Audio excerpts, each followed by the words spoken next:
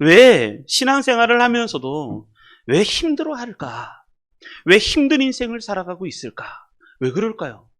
내가 분명히 예수님을 믿는데, 내가 하나님을 믿는데, 하나님이 나를 사랑하신다는 것도 내가 아는데, 내가 왜 이렇게 인생이 힘들고 어렵고 그리고 살면서도 어려워할까?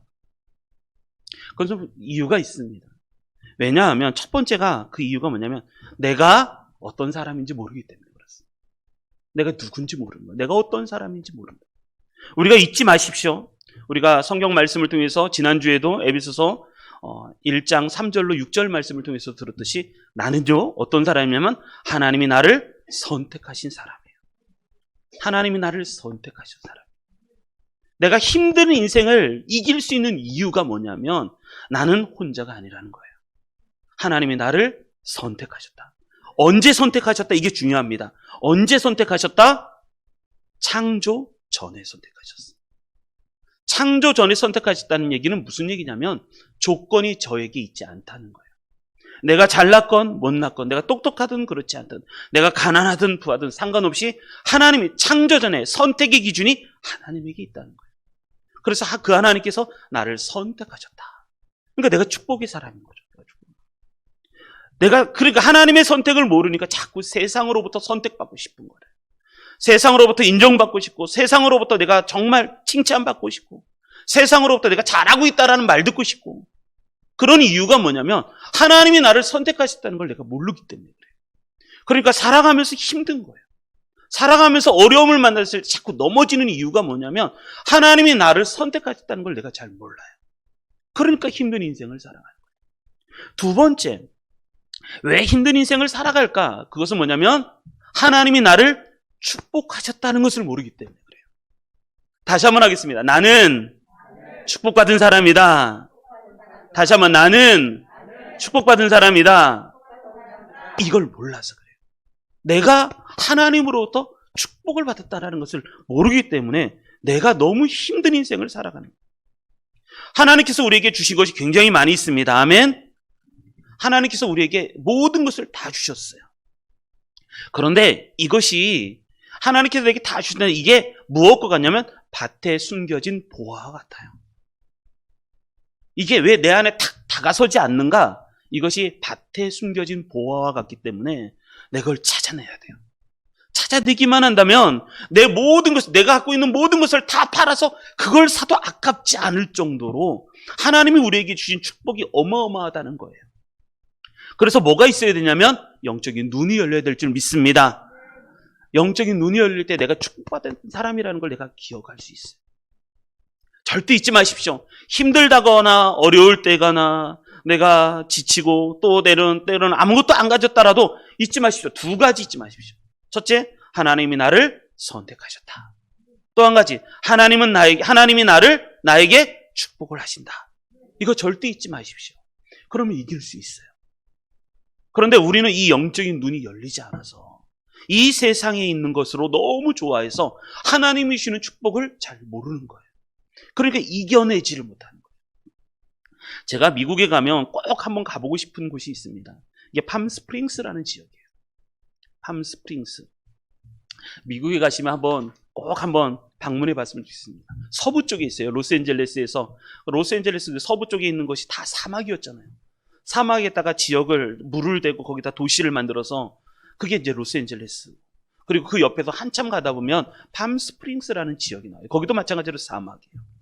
그런데 이 팜스프링스라는 지역은 크게 세 가지로 유명해요. 첫 번째가 눈으로 유명해요. 여름에도 눈이 녹지를 않아요. 만년설이죠. 눈이 있어요. 그리고 또 하나 유명한 건 뭐냐면 온천으로 유명해요. 그래서 휴양지로 유명하고. 그래서 사람들이 은퇴하고 난 후에 가서 내가 살고 싶은 곳 1위가 팜스프링스라는 집. 은퇴하고 나서 편안히 온천에서 유명하게 살고 싶은 곳. 이게 팜스프링스예요. 그런데 그것 말고 하나가 더 유명한 게 있어요. 이 지역에 굉장히 유명한 거. 눈으로도 유명하고 온천으로도 유명한데 이 하나가 더 유명해요. 저는 이것 때문에 여기를 가보고 싶은 거예요. 뭐냐면 여기에는, 이 지역을 가보면, 마을에 이렇게 가보면 거기에는 가로등이 하나도 없어요. 가로등이 없어요. 그 시의회에서 결정을 내렸어요. 가로등을 없애자. 여기는 사막 땅이다. 가로등을 없애자. 사막에서 가장 경쟁력 있는 관광 상품은 뭐냐면 별이다 라고 말을 했어요. 별빛이다. 그래서 거기에는 가로등이 없어요. 가로등을 켜면 별빛의 선명도가 떨어진다는 거예요. 가로등이 없으면 불편한 게 한두 가지가 아니죠.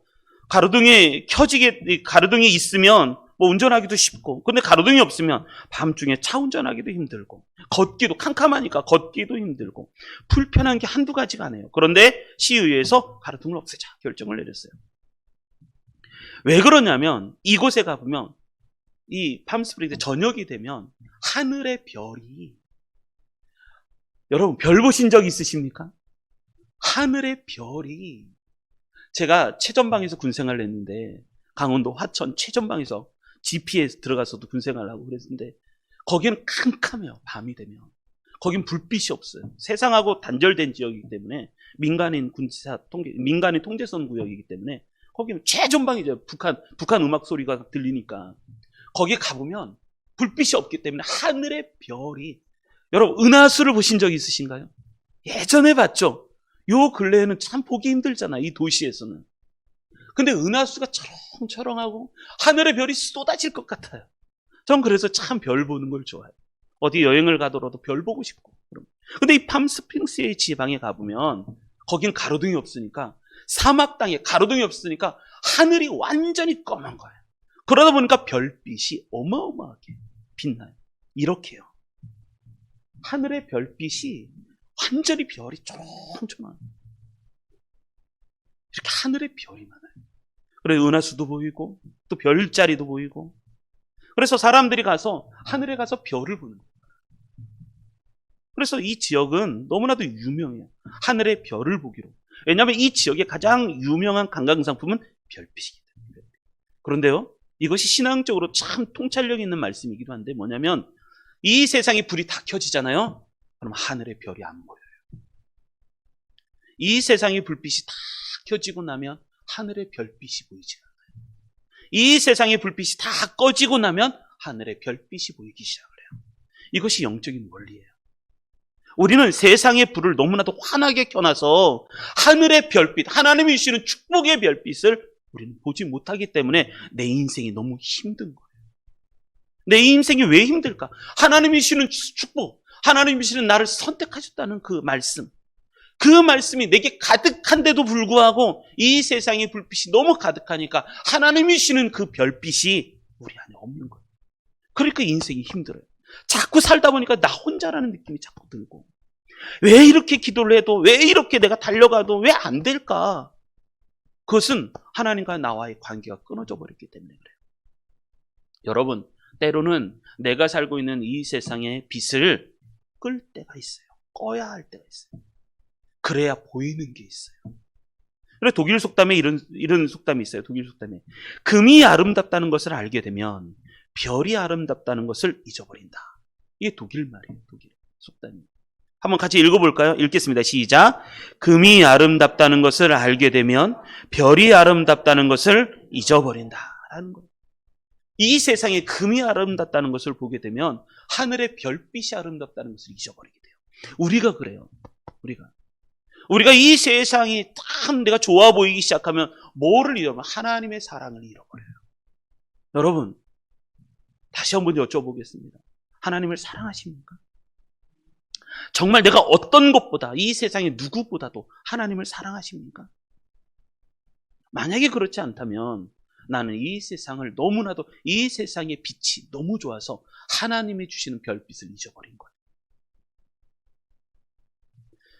바울은요, 어떤 삶을 살았냐면 이랬어요. 바울이 천국에 가서 삼층천 하나님의 나라를 보고 와서 이렇게 고백을 해요. 그러나 무엇이든지 내게 유익하던 것을 내가 그리스도를 위하여 다 해로 여길 뿐더러, 내가 유익했던 것을, 내가 하나님을 경험하고 예수 그리스도를 경험하고 천국을 경험해 봤더니 이게 다 나한테 쓸모가 없더라는 거예요. 이걸 다 나를 오히려 나에게 유익을 주는 게 아니라 나를 해롭게 여기다라는 것을 깨닫는 거예요. 또한 이 모든 것을 해로 여김은 내 주 그리스도 예수를 아는 지식이 가장 고상하기 때문이라. 내가 그를 위하여 모든 것을 잃어버리고, 내가 예수 그리스도를 위하여 모든 것을 잃어버리고 배설물로 여김은 내가 그리스도를 얻고 그 안에서 발견되려 함이니. 사도 바울은 이것을 발견한 사람이었어요. 여러분, 이것을 뭐라고 그러냐면 가치이동이라고 그래요. 가치이동. 내가 좋아하는 가치가 이동됐다는 거예요. 나는 예전에 세상을 좋아했는데 이제는 그 세상을 좋아했던 가치가 하나님께로 이동을 한 거예요. 그래서 하나님이 좋은 거예요. 하나님이 좋은 거예요. 이걸 가치이동. 사도 바울이 대표적인 그 케이스죠. 누구든지 예수님을 믿는 사람들은 예수님이 이렇게 말씀하세요. 너는 나를 따라오라. 너는 나를 따라오라. 내가 너를 사람을 낚는 어부가 되게 하겠다. 예전에는 물고기 잡는 게 좋았어요. 물고기 많이 잡는 게 좋았어요. 그런데 예수님은 말씀하세요. 그 가치를 이동시키라는 거예요. 이제 고기 잡아서 행복한 네가 아니라 사람을 낚는 어부가 되게 하겠다. 사람을 낚는 것이 훨씬 행복하게 해주겠다. 예수님이 그 안에 새로운 마음을 주시는 거죠. 이것을 가치가 이동된다 해서 가치 이동이라고 해요. 우리 성도님들 이러한 은혜가 넘치시길 바랍니다. 에베소서입니다. 에베소서에 보면 사도 바울이 감옥에 갇혔어요. 에베소서, 빌립보서, 골로새서, 빌레몬서, 이것이 대표적인 네 편의 옥중서신이잖아요. 언제 죽을지 몰라요. 감옥에서 내가 차일피일, 내가 하루 이틀 언제 죽을지 모르는. 그래서 사도 바울이 한 것은 하나님께 깊이 기도하는 것밖에 없었어요. 감옥에서 뭐 할 게 있어요. 가서 깊이 하나님께 기도하면서 눈이 탁 열리기 시작했어요. 눈이 확 열리면서 사도 바울이 깨닫기 시작했어요. 세상의 불빛이 꺼졌을 때 하나님께서 하늘의 불빛을 켜주시는데 사도 바울이 그러면서 에베소서를 써내리기 시작하는데, 지난주에도 말씀드렸듯이 1절부터 14절까지는 이게 한 줄이에요. 한 줄. 중간에 우리나라 한글 성경에서는 이 마침표가 있는데 1절부터 14절까지 내리 써내려가기 시작하는 거예요. 그러면서 입에서 찬송이 터져나오고 있어요. 감옥에 있는 사람이 뭐가 행복하겠어요? 감옥에서 언제 죽을지 모르는 사람이 뭐가 그렇게 즐겁겠어요? 그런데 사도 바울이 이 세상의 불빛이 꺼지고 하늘의 불빛이 켜졌을 때 하나님의 찬송이, 하나님의 영광이 드러나기 시작할 때 내 입술에서 기쁨이 터져나오고 찬송이 터져나오는 거예요.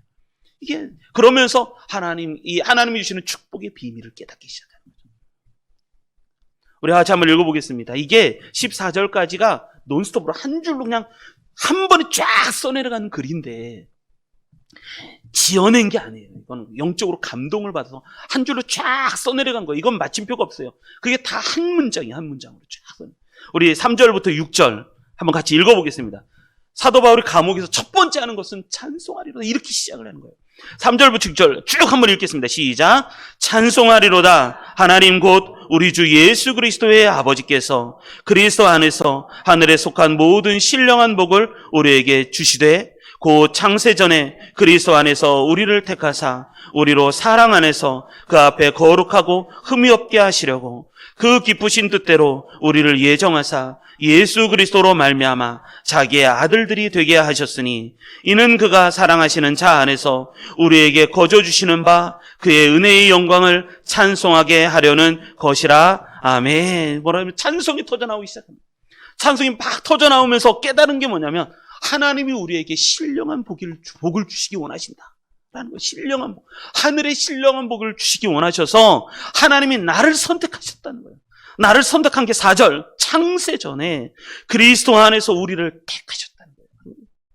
그리고 우리로 사랑 안에서 그 앞에 거룩하고 흠이 없게 하시려고 그 기쁘신 뜻대로 우리를 예정하사. 여러분, 하나님이 우리를 선택하시는 것이 하나님의 기쁨이었다는 거예요.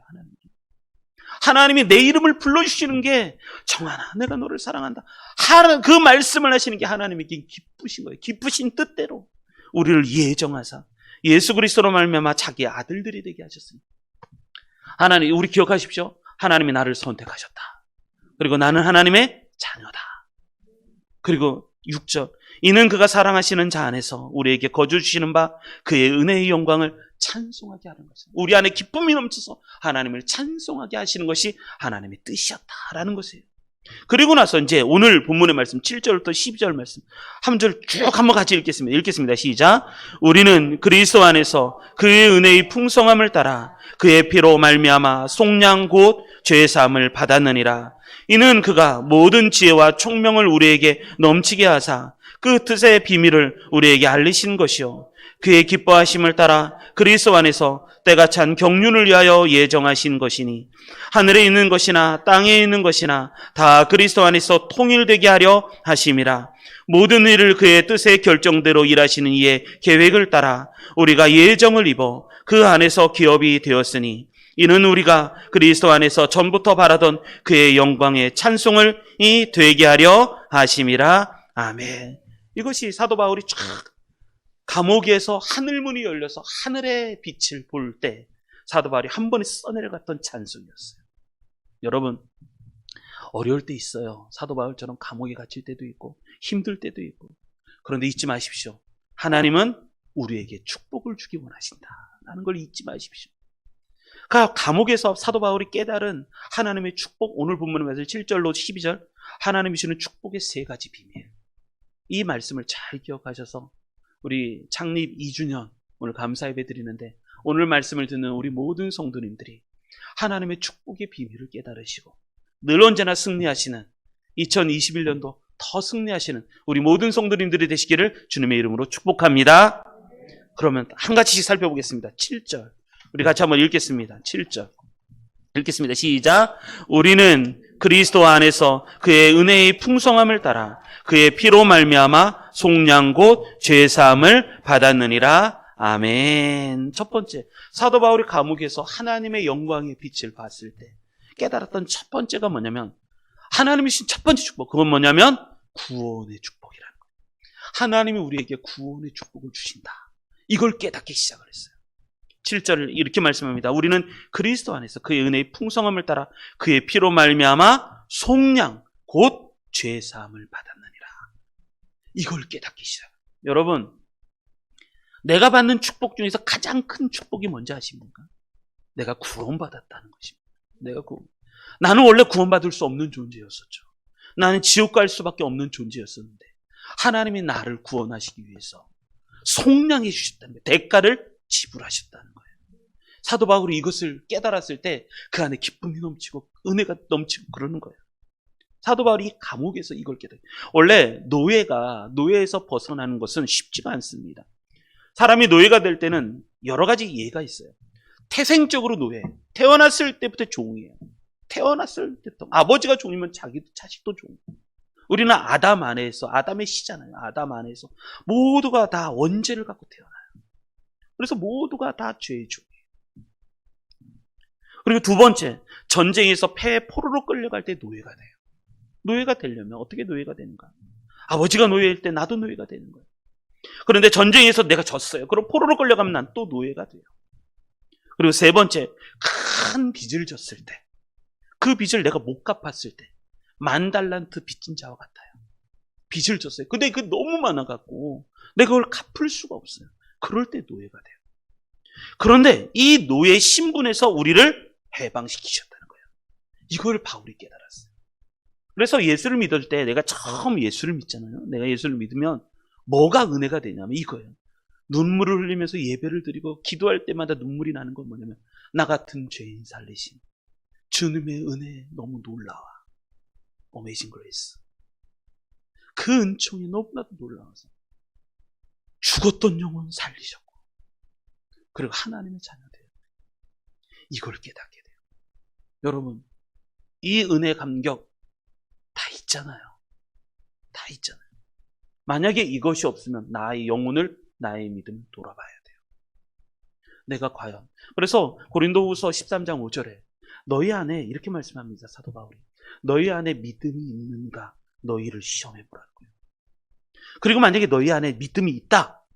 그 믿음이 증거예요. 내가 구원받았다는 증거.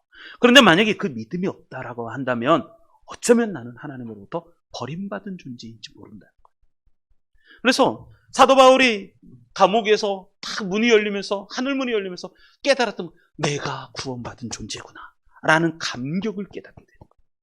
여러분, 이것을 어느 누구도 빼앗아갈 수가 없습니다.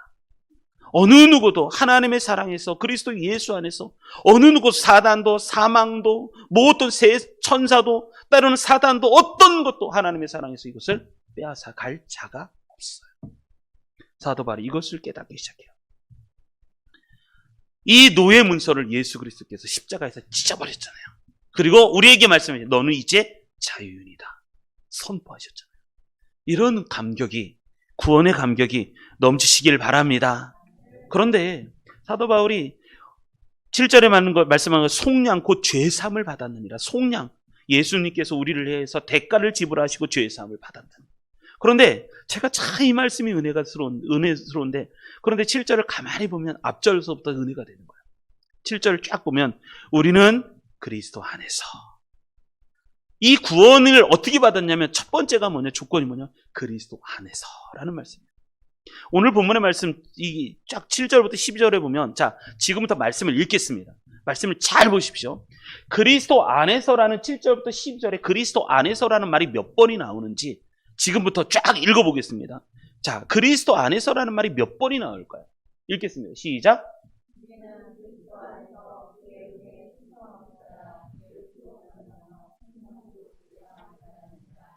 이는 그가 모든 지혜와 총명을 우리에게 넘치게 하사 그 뜻의 비밀을 우리에게 알리시는 것이요 그의 기뻐하심을 따라 그리스도 안에서 때가 찬 경륜을 위하여 예정하신 것이니 하늘에 있는 것이나 땅에 있는 것이 다 그리스도 안에서 통일되게 하려 하심이라. 모든 일을 그의 뜻의 결정대로 일하시는 이의 계획을 따라 우리가 예정을 입어 그 안에서 기업이 되었으니 이는 우리가 그리스도 안에서 전부터 바라던 그의 영광의 찬송이 되게 하려 하심이라. 아멘. 자, 그리스도 안에서가 몇 번 나온다고요? 자, 그리스도 안에서가 몇 번 나온다고요? 자, 5번 나오죠. 5번. 다시 한번 말씀을 준비했습니다. 이렇게 준비했습니다.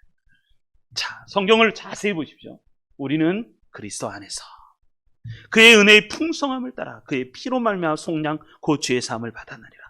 9절, 그 뜻의 비밀을 우리에게 알리신 것이요 그의 기뻐하심을 따라 그리스도 안에서 때가 찬 경륜을 위하여 예정하신 것이니. 10절, 하늘에 있는 것이나 땅에 있는 것이 다 그리스도 안에서 통일되게 하려 하심이라. 모든 일을 그의 뜻대로 결정대로 일하시는 이의 계획을 따라 우리가 그 예정을 입어 그 안에서. 그리스도가 빠졌다고 해서 그 안에서, 그거 아닌 거 아닌 거예요. 다 그리스도 안에서. 12절, 이는 우리가 그리스도 안에서 전부터 바라던 그의 영광의 찬송이 되게 하려 하심이라. 그리스도 안에서가 이 짧은 구절에 몇 번 나오냐면 5번이 나옵니다. 여러분, 구원은요 어떻게 받는가?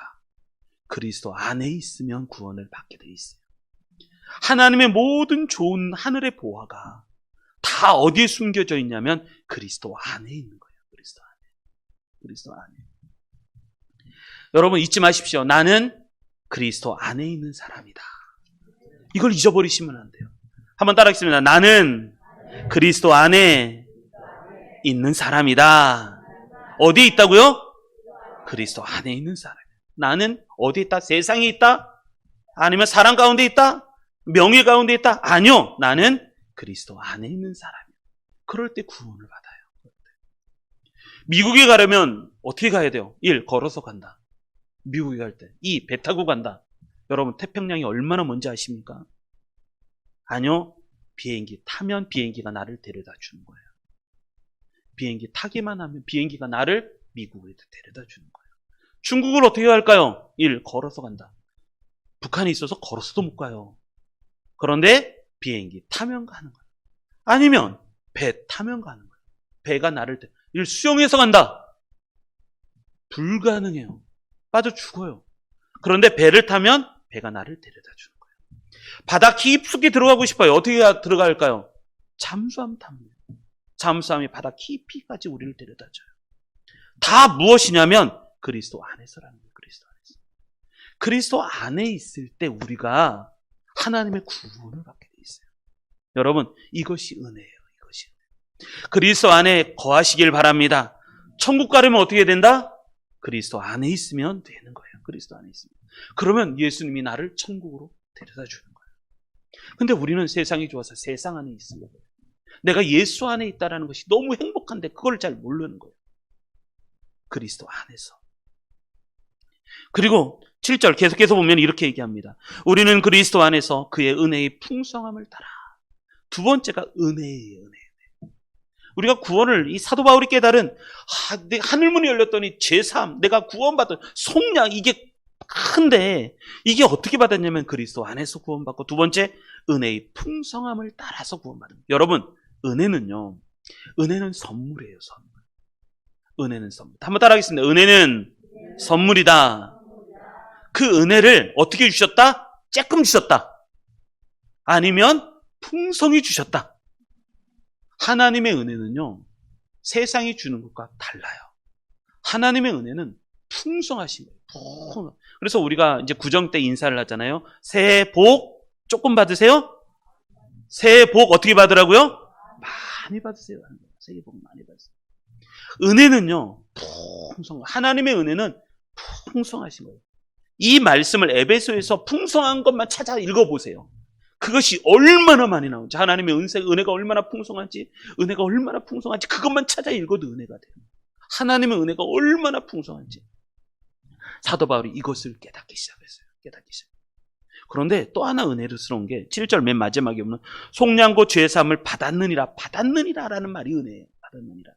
이 받았느니라가 받았으니 우리가 듣기에는 어떻게 과거형처럼 들리지만 히브리 원문을 찾아보면 헬라 원문을 찾아보면 이게 현재형이에요. 지금 받고 있으니라는 말이에요. 받고 있으니. 그러니까 우리가 속량 곧 죄사함을 받았다라는 것은요. 한 번에 끝나는 게 아니라 이게 지속적으로 우리 안에 감격으로 다가온다. 감격으로. 그리스도 안에 있기만 하면 또 은혜의 풍성한 가운데 있기만 한다면 하나님의 그 구속의 감격이 구원의 감격이 우리 안에 얼마나 넘치는지. 그래서 감옥에 있는 것을 잊어버리는 거예요. 사도 바울이 지금 감옥에 있는데 감옥에 있는 게 아니라 지금 천국에 있는 것 같은 은혜를 받기잖아요. 여러분 우리가 얼마나 그 감격이 잃어버렸냐면 여러분 십자가 보이죠? 십자가 보면 눈물이 납니까? 하나님 앞에 울어본 지가 얼마나 오래됐습니까? 내가 예수님을 만나는 그 감격, 예수 그리스도의 십자가가 나를 위해서 죽으셨다는 그 십자가, 예수 그리스도의 고난, 그 고통, 죽으심, 그것 때문에 우리가 얼마나 울었었어요. 근데 지금은요, 십자가 봐도 감흥도 없어요. 감격도 없고 그냥 교회 다니는 거고 그냥 성경책 보는 거고 내 마음이 얼마나 말라버렸는지. 하나님의 은혜는 풍성한데 내 영성은 말라버려서 이것이 은혜가 되지 않아요. 여러분 그러지 말라는 거예요. 그러지 말라. 사도 바울이 감옥에서 하늘문이 열렸을 때 세상 빛이 너무 강하니까 하늘빛이 우리에게 보이지 않는 거예요. 하늘빛이 세상의 불빛이 꺼지고 하늘빛이 비쳤을 때 하나님의 은혜가 얼마나 풍성한지를 깨달아요. 그래서 홀로 때로는 한 달에 한 번씩은요. 광야 같은 곳에서 있어야 될 필요성이 있어요. 우리는 너무 세상에 묶여 있어요. 세상 속에 있어서 이것이 은혜인지 어떤 건지 감사가 안 돼요. 그래서 때로는 한 달에 한 번씩은 금식도 하시고 그리고 한 달에 한 번씩은 깊이 홀로 하나님과 함께 있는 시간을 가지셔야 돼요. 사람 만나는 거요. 은혜 없이 사람 만나면요. 그 사람에게 누구에게나 다 독소가 있기 때문에 그 독소가 들어와서 나를 너무 힘들게 만들어요. 좋은 사람도 만나면 힘들어요. 그런데 하나님의 은혜가 충만하면요. 이제 들어오는 게 아니라 그걸 내뿜죠. 하나님의 사랑을 전해주죠. 그렇게 될 수 있는. 그래서 사도 바울처럼 하나님과 홀로 예수님도 늘 한적한 곳을 찾아서 기도하셨듯이 우리도 홀로 하나님을 만나는 시간이 필요해요. 그러지 않으면 내 안에 살아나요. 본성이 살아나고 인간성이 살아나서 독소가 살아나서 내가 나 자신을 죽여요. 그런 일이 벌어지죠. 그런 은혜의 감격이 넘치시는 우리 성도님들이 되시기 바랍니다. 그리고 두 번째 우리 8절부터 10절 같이 한번 읽어보겠습니다. 8절부터 10절 읽겠습니다. 시작. 이는 그가 모든 지혜와 총명을 우리에게 넘치게 하사 그 뜻의 비밀을 우리에게 알리신 것이요 그의 기뻐하심을 따라 그리스도 안에서 때가 찬 경륜을 위하여 예정하신 것이니 하늘에 있는 것이나 땅에 있는 것이 다 그리스도 안에서 통일되게 하려 하심이라. 아멘. 두 번째 하나님이시는 사도 바울이 깨달은 하나님의 두 번째 비밀, 축복의 비밀, 그건 뭐냐면 하나님의 비밀을 우리에게 알려주시기를 원하신다는 거예요. 하나님의 비밀을 우리에게 알려주시기를 원하신다라는 거예요. 여러분 하나님하고 친하십니까? 자, 저를 보시고 하나님하고 친하십니까? 아멘은 해요, 다. 하나님하고 친하십니까? 그럼 질문을 한번 바꿔보겠습니다. 하나님하고 친하다면 하나님이 갖고 계신 비밀을 깨닫고 계십니까? 친한 사람에게는요, 비밀을 말해요.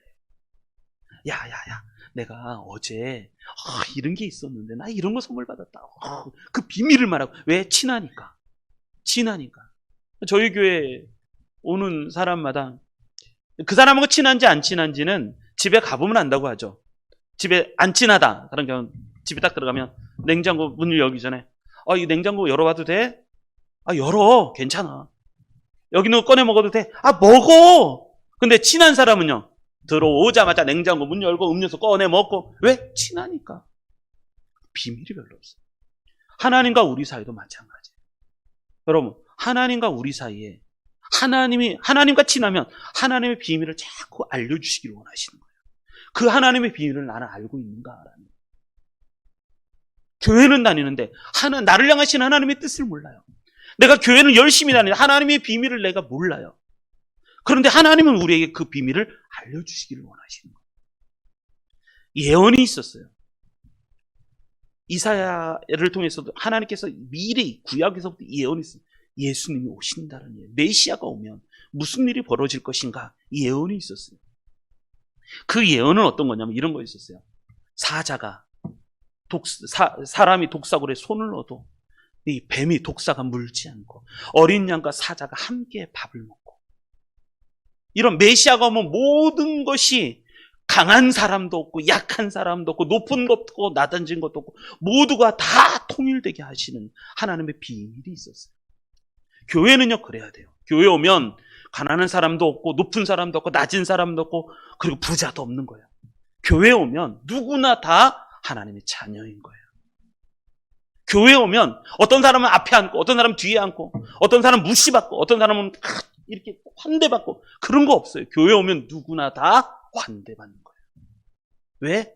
이것이 그리스도의 비밀이기 때문에 그래요. 이런 은혜가. 그런데 이 비밀이 누구에게나 다 주어졌느냐? 그렇지 않다는 거예요. 마태복음 13장에 보면 이렇게 얘기해요. 제자들이 예수께 나와 이르되 어찌하여 그들에게 비유로 말씀하시나이까?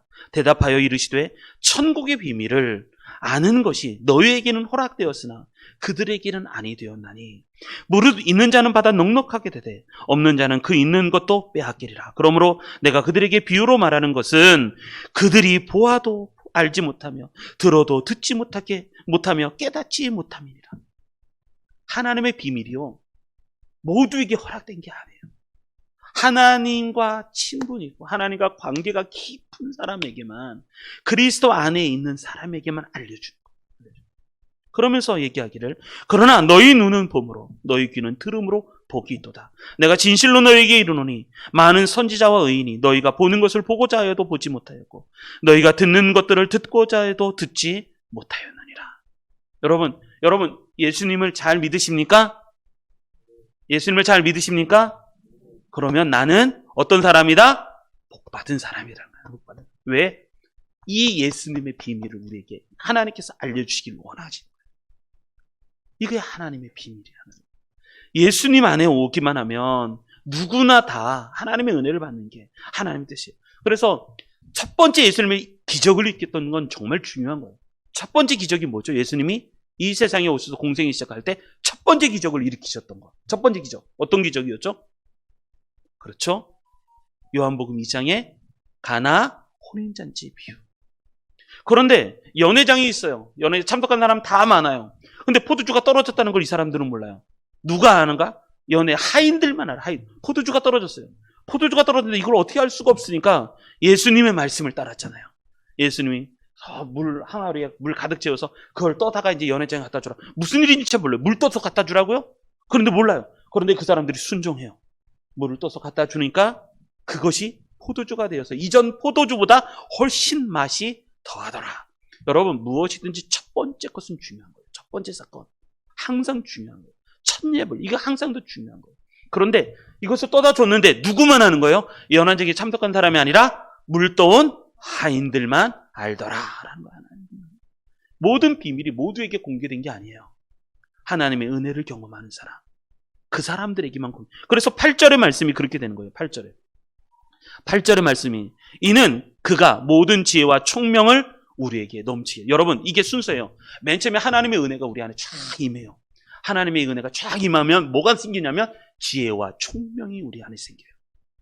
여러분, 예수님을 믿는 사람은 지혜와 총명이 생겨요.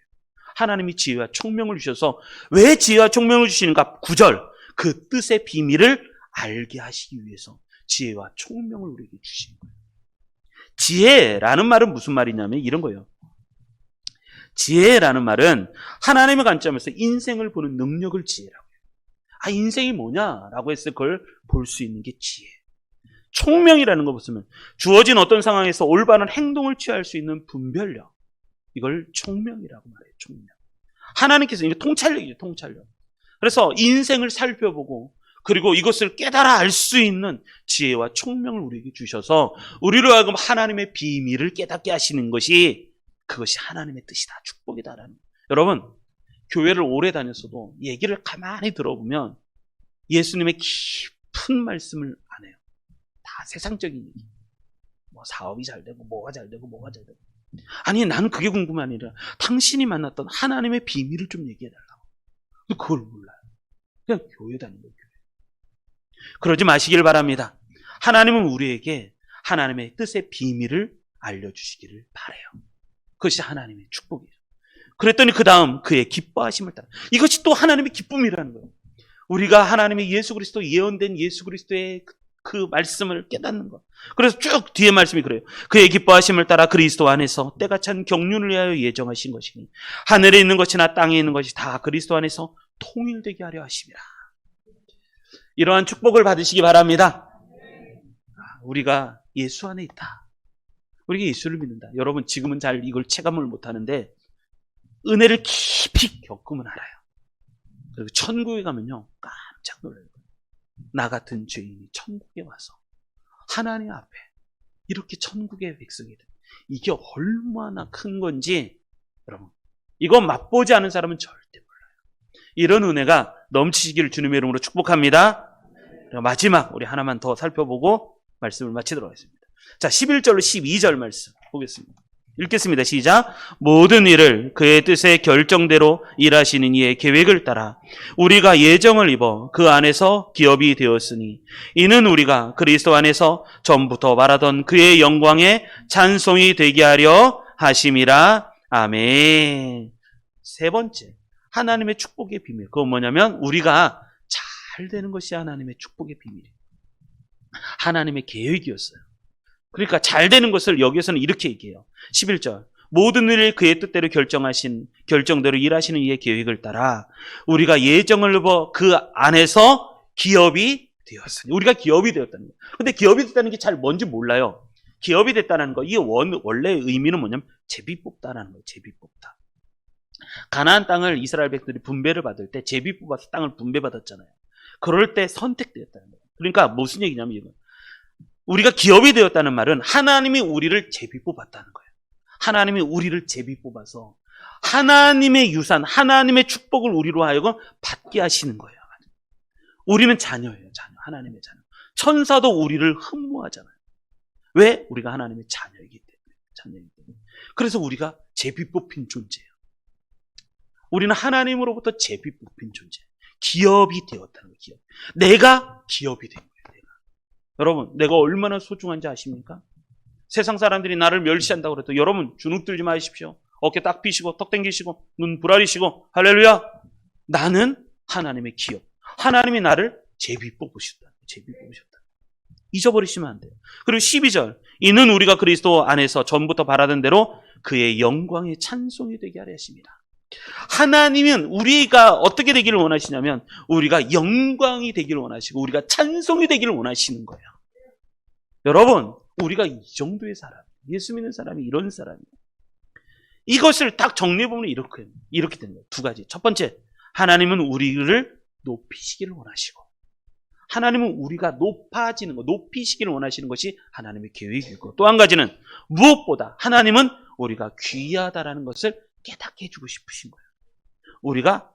여러분, 우리는 싸구려가 아니에요. 우리는 절대 싸구려가 아니에요. 인생을 싸구려처럼 살면 안 돼요. 한번 따라하겠습니다. 나는 싸구려가 아니다. 다시 한번, 나는 싸구려가 아니다. 나는 세상에서 가장 귀한 존재다. 이것이 나예요. 이것이 나. 함부로 옆에 있는 사람을 무시하지 마십시오. 함부로 평가하지 마십시오. 나는 귀한 존재다. 사도 바울이 이 로마 감옥에서 하나님 앞에 모든 세상의 불빛이 꺼지고 오직 하나님의 불빛만, 하나님만 보다가 사도 바울이 갑자기 입에서 터져나오는 찬송소리와 함께 하나님의 축복의 비밀 세 가지를 깨달았는데, 첫 번째가 나는 구원받았다라는 감격이 깨달아지고 이런 은혜가 있고, 두 번째 하나님의 비밀을 나로 하여금 깨닫게 하기를 원하시는 것이 하나님의 뜻이었고, 세 번째 나는 싸구려가 아니라 나는 나를 하나님이 높이시고 나를 하나님이 무엇보다 어느 것보다 더 귀하게 여기신다라는 것을 사도 바울이 깨달았어요. 그랬더니 로마 감옥에서도 이기는 거예요. 그랬더니 세상에서도 이기는 거예요. 우리 예수 믿는 사람은요, 돈으로 세상을 이기지 않습니다. 우리 예수 믿는 사람은 건강으로 세상을 이기지 않습니다. 우리 예수 믿는 사람은 성형을 잘해서 이게 조각미남이 되어서 이기는 게 아니에요. 우리 예수 믿는 사람은 하나님으로 이기게 되어 있어요. 예수 믿는 사람은 하나님의 은혜로 이기게 되었어요. 그렇기 때문에 어깨 피시고, 이번 우리 창립 2주년 이제 또 1년 살아갑니다. 1년 살아갑니다. 2021년 살아갈 동안에 하나님의 축복의 비밀이 우리 성도님들에게 넘쳐서 딱 하나님이 나와 함께 하신다. 하나님과 동행하셔서 승리하시는, 그래서 1년 동안, 이 21년 동안 하나님 주신 은혜의 축복을 모두 다 누리시는 우리 모든 성도님들이 되시기를 주님의 이름으로 축원합니다.